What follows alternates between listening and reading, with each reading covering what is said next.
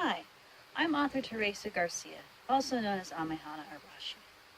And today we're out here on my deck because there is warfare against spiders going on. So while I am outside, I thought that I would make up for a bit of lost productivity by doing a video. Now, some people are a bit confused about what goes into making a review, about what goes into writing a review. So I thought that it was time to address that. What you want to make sure that you do is include the title and the author, of course, because if you're writing on Amazon, it's already there for you. But if you're writing on your blog or somewhere else, it isn't necessarily there. So make sure that you have that vital information. And give a book summary, because a lot of people need to know a bit about what the book is about. I mean, don't quote what's on the listing for the book, but do tell a bit about what's going on. If you can always mention about how many words it is or how long it is, but you don't have to. That's just nice extra stuff. Do go into your technical aspects and your quality, because it's not very enjoyable to have to be slogging through a very poorly formatted book that is just chock full of typos at every turn. And it's not very good if you are going to be reading a textbook and it is not actually accurate. I've caught a few of those in textbooks before. So do want to check your sources on those. You also want to cover any emotional impact that it had for you, anything that hit particularly hard or that you found particularly noteworthy. And I've already mentioned accuracy. That's technically under technical aspects and quality, but you do want to make sure that things in the book are accurate. If you don't think they are, look it up, check into it, and then make note of that. And then you can talk about your suggested age range and your suggested readers as to who you think would like this. I mean, not everybody's going to like every book. There are great books out there that I have read that I absolutely despised. They were written well, but I just didn't like them. There was just something about them. Used to be that being forced to read a book really did me in. Later I could go back and read that book on my own when I wanted to, and I would enjoy it very well. So there is that to consider. Some of the reviews you see out there are 1-star reviews. I didn't like it. It was too simple for a book written for, say, a 5-year-old. I have seen reviews like this, and I have heard from authors that have gotten reviews like this. So take that into account as to what the author's intended market is and where you sit in regard to that market. Also, please don't, if you can, don't leave just a 1-line review or a 1-sentence review. Yes, if that's all you can do, if that's all you've got time for. I loved this book. That makes an author's day. But some authors get kind of disgruntled and wondering why only that. And then if you're reviewing on Amazon, sometimes Amazon takes reviews off because they think it's too short, or they think you might be a bot or something like that. That does happen to people. So try to make your review look like some work went into it. If you have time, you don't have to make a whole huge page or gigantic essay, a short paragraph.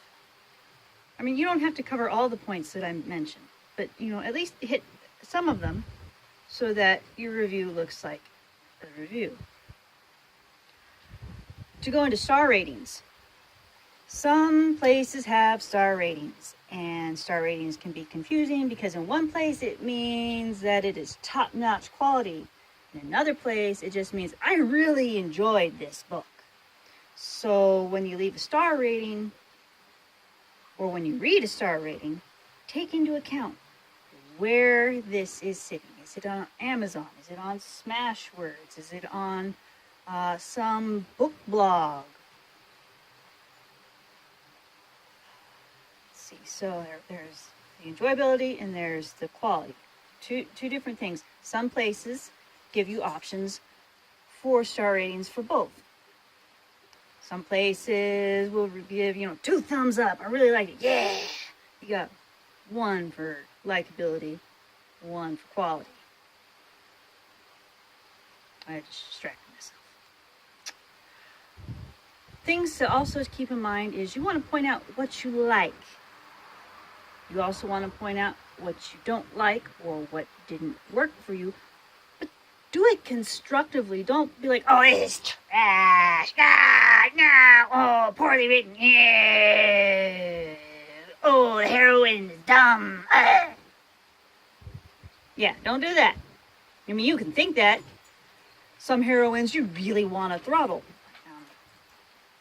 Blowing Wind, for instance, in my Dragon Shaman series, I intentionally wrote her to be irritating little, okay girl, you need to be smacked just a tiny tad, because she is in a place in her life where she needs to wake up and move on. Of course, through the series, she's going to get better, and that's what I intend for her. That is an example that I can speak of from my personal stuff. Twilight. Yeah, some people really don't like Twilight because of Bella. That's a pretty famous one right there. Or 50 Shades of Grey, which started out as a Twilight fanfic. Fanfic's not a bad thing. But, yeah. So, do it constructively. Say, this does not seem realistic to me. This irritates me for X and Y reasons. But, again, constructively is the thing. Don't make yourself into an internet troll unintentionally. Don't do it on purpose either, people. It's not funny. So be polite. Be polite. Because these are people that you are talking about a piece of their soul. And be honest in your reviews.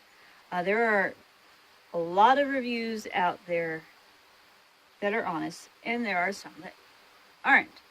And Amazon is one of those places that really tries to make sure to crack down on those dishonest reviews, because some people do go out and intentionally bash an author trying to hurt their livelihood. Some people do get their jollies from, giving people 1-star reviews. People are weird. So it really kind of bothers me that I have to say, be honest. Because one should, but that does have to be mentioned. If you have any other questions about how to do a review, please comment down below. I would be happy to discuss with you. If you have any questions, send them to me. I'd be happy to do a video on them and answer them for you, or to answer you in comments, or to answer you in emails. My contact information is down below. So that's it for this particular video. I will catch you in another video. Bye.